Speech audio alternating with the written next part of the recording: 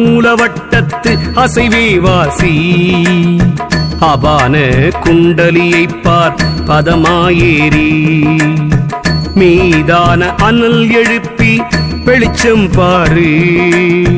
வெட்ட வெளி ஓம்கார கம்பம் தோன்றும் சூதான முச்சுடரும் அங்கே பாரு துரி துரியாதி தகண பதியை காண ஆதாரம் ஏகதியாய் ஓமென்றூணு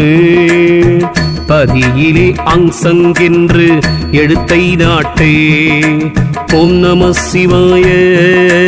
ஓம் நம சிவாய ஓம் சிவாய நமः ஓம் நம சிவாய ஓம் நம சிவாய